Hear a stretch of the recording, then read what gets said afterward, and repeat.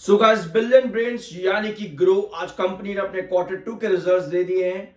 और रिजल्ट्स कैसे हैं, साथ में कंपनी ने अपना क्लाइंट डाटा भी बताया, यानी कि account opening data inflection point पर है। इन्फ्लेक्शन पॉइंट क्या होता है उसको समझेंगे, और ओवरऑल रिजल्ट्स का क्या इंपैक्ट आज के दिन दिख रहा है। पॉजिटिव 5% आज के दिन स्टॉक अप पर है, लेकिन रिजल्ट क्या कंडीशन बताते हैं, समझते हैं सब चीजों को। I am NISM certified, subscribe जरूर कर देना। सारी फिगर्स जो होंगी वो मिलियंस में होंगी, पहले यहां पर नोट कर लो। लेकिन उसके पहले कंपनी के मैनेजमेंट ने कंपनी के एक्टिव क्लाइंट के बारे में बताया, जो कि एक इन्फ्लेक्शन पॉइंट पर है।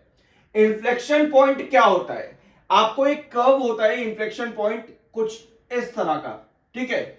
इस कर्व के अंदर इन्फ्लेक्शन पॉइंट कहां पर आता है, कोई भी इन्फ्लेक्शन पॉइंट में क्या होता है, गिरावट होती है। मतलब कि जैसे क्लाइंट है, कंपनी के क्लाइंट गिर रहे थे आज के पहले के क्वार्टर्स में, कंपनी के क्लाइंट गिर रहे थे, लेकिन अब कंपनी का क्लाइंट जो है इन्फ्लेक्शन पॉइंट पर आ चुका है, जो कि एक राइज होता है। ठीक है, इन्फ्लेक्शन पॉइंट एक राइज होता है, यानी कि कंपनी के जो क्लाइंट्स हैं वो अभी इंक्रीज होना शुरू हुए हैं। इसके बारे में कंपनी के मैनेजमेंट ने बताया। इन्फ्लेक्शन पॉइंट एक मिड होता है किसी भी कर्व का। ठीक है, अब आते हैं आपकी अगली चीज पर, जो कि क्वार्टर टू से ही रिलेटेड है। यस, 7% की तेजी दिखी, और कंपनी का जो grow parent report 25% sequential jump in profit, 25% का जंप भी आया सिक्वेंशियल प्रॉफिट्स के अंदर कंपनी के। अपार्ट फ्रॉम दैट और भी कुछ हमारे पास, यस, 1 लाख करोड़ का मार्केट कैप फिर से आ चुका है कंपनी का। कल 1 लाख करोड़ का मार्केट कैप टूट गया था, फिर से कंपनी के क्वार्टर टू के रिजल्ट्स आते ही वापस से बायर एक्टिव हुए, जिसकी वजह से 1 लाख करोड़ का मार्केट कैप कंपनी का फिर से हो चुका है। अब आते हैं कंपनी के रिजल्ट्स पर। यह है कंसोलिडेटेड फिगर्स कंपनी की, सारी जितने भी डाटा आप यहां पर देख रहे हो स्क्रीन पर, नंबर्स, ये सब मिलियंस में, इसको हाथों हाथ पहले करोड़ में कन्वर्ट कर देते हैं। वो करना कैसे, एक बार यहां पर सुन लो। जो भी आप फिगर देख रहे हो, फॉर एग्जांपल यहां पर आप देखो, ये कंपनी की जून क्वार्टर की इनकम है। जून क्वार्टर में कंपनी की इनकम थी 9484 मिलियन की। अब मिलियन को करोड़ में कन्वर्ट करने के लिए आप ये डेसिमल देख लो, 4 के बाद डेसिमल है, इस डेसिमल को ना आप 4 से पहले लगा दो। ठीक है, 4 से पहले जब आप इस डेसिमल को लगाओगे, आपकी सारी फिगर्स जो है करोड़ में कन्वर्ट हो जाएंगी। यानी कि 948 करोड़ की कंपनी की इनकम आई थी जून के अंदर। ऐसे ही सितंबर क्वार्टर 2025 का रहेगा, सभी चीजें अब हम यहां पर करोड़ में कन्वर्ट करके देख लेंगे। टोटल इनकम कंपनी की कितनी आई है, टोटल इनकम कंपनी की आई है 1070 करोड़ की, 1070 करोड़ की कंपनी की टोटल इनकम है। यानी कि जून क्वार्टर के कंपैरिजन में कंपनी के इनकम पे एक बढ़िया इंक्रीज है। 52 और 70 कितना हो जाता है, 52 और 70 लगभग 122 करोड़ के आसपास का इंक्रीज है क्वार्टर ऑन क्वार्टर बेसिस पर कंपनी की टोटल इनकम पे। पिछले साल सितंबर में कंपनी की टोटल इनकम 1160 करोड़ की थी, यानी कि ईयर ऑन ईयर बेसिस पर कंपनी की इनकम पे लगभग 90 करोड़ का डिक्लाइन है, लगभग 90 करोड़ का डिक्लाइन है ईयर ऑन ईयर बेसिस पर। तो quarter on quarter basis company की इनकम बढ़ी है, जो कि बहुत अच्छा साइन है, but year on year basis company की इनकम पे ग्रोथ नहीं है, जो कि कहीं ना कहीं इंडिकेट करता है कंपनी का ग्रोथ परसेंटेज जो है वो गिरा है। और ये एक अच्छा साइन नहीं होता यूजुअली, बट अभी पहला फेज कंपनी का अच्छा है, ग्रीन फ्लैग यहां पर कंपनी को मिल जाता है ओवरऑल।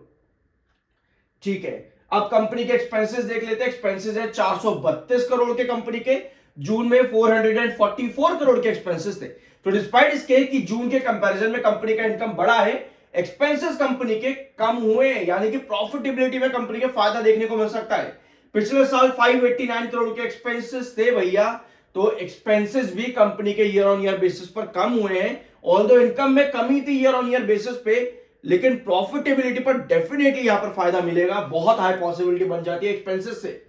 अब आते हैं profit before taxes, profit before income tax, profit before, ठीक है, profit for the period and profit before taxes.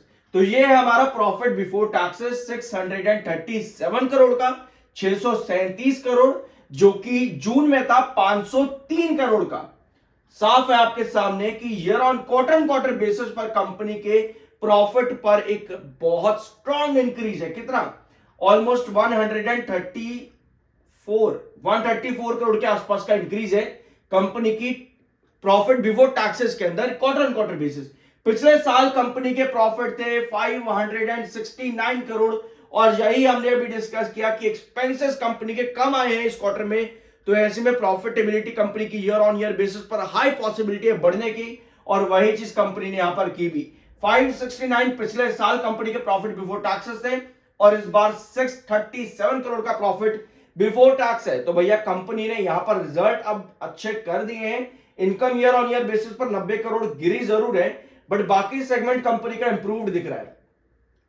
Profit for the period 471 crore का आया है, पिछले जून क्वार्टर में 378 करोड़ का था, यानी कि लगभग 93 करोड़ के आसपास का जंप है। ऑलमोस्ट 93 करोड़ के आसपास का जंप है कंपनी के प्रॉफिट्स के अंदर क्वार्टर ऑन क्वार्टर। पिछले साल 420 करोड़ का प्रॉफिट था, यानी कि 51 करोड़ का कंपनी का प्रॉफिट इंक्रीज हुआ है ईयर ऑन ईयर बेसिस।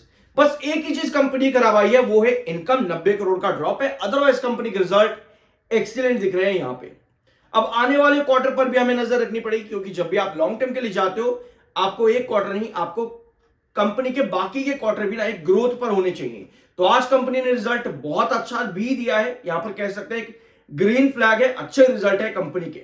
और साथ में कंपनी का जो क्लाइंट डाटा यानी कि अकाउंट ओपनिंग डाटा, वो भी कंपनी का इंक्रीज हुआ है, इन्फ्लेक्शन पॉइंट पर है, यानी कि इंक्रीज आया है, जो कि एक अच्छी बात है कंपनी के लिए। टेक्निकल पॉइंट ऑफ व्यू पे 53 का आपका आरएसआई है, कल मैंने आपको बता दिया था। और अब आते हैं आपके चार्ट पे। कल हमने 1 आवर टाइम फ्रेम पर चार्ट को देखा था, और अगर आप डेली टाइम फ्रेम पर देखोगे, कल आपके पास ना एक गैप डाउन ओपनिंग आ गई थी, लगभग एक गैप डाउन ओपनिंग थी कल के सेशन में। अब आज इस गैप डाउन ओपनिंग को फिल करने के लिए स्टॉक यहां पर वापस आया। रिजल्ट अच्छा है तो उसका भैया पॉजिटिव इंपैक्ट तो दिखेगा ही दिखेगा। आपका जो रिस्ट्रिक्शन है 172 का है, 172 रिस्ट्रिक्शन सस्टेन कर पाता है। अगर ये रिस्ट्रिक्शन सस्टेन कर गया तो आपका जो नेक्स्ट वापस से पॉसिबिलिटी बनती है टुवर्ड्स 190। ठीक है, तो 172 हमें देखना होगा वापस सस्टेन कर पा रहे हैं या नहीं। सस्टेन करना क्या होता है, अगर आप पहली बार चैनल पर आए तो मैं भी आपको वो भी बता देता हूं, चिंता मत करो। ठीक है, तो 1 आवर टाइम फ्रेम पर कल ये गैप आपका था, जिसको फिल करने के लिए स्टॉक नीचे आया था। ठीक है, यही हम डिस्कस कर रहे थे परसों की वीडियो में कि यहां आपका गैप है, और ये गैप में आपका बेस 146 का है। इस गैप के बीच में स्टॉक आया, यहां पर फिल करा है, और आज के दिन वापस से एक गैप अप ओपनिंग दे दी है। 1 आवर टाइम फ्रेम का चार्ट है ये। ठीक है, तो ये है कुछ कंडीशन। एक बार सस्टेनेबल कैंडल यहां पर समझ लो कि क्या होती है। कोई भी रिस्ट्रिक्शन होता है ना आपका, जैसे अभी 172 का रिस्ट्रिक्शन है, सस्टेनेबल कैंडल आपकी होती है कि आपके पास क्लोजिंग कुछ इस तरह से आनी शुरू हो जाए।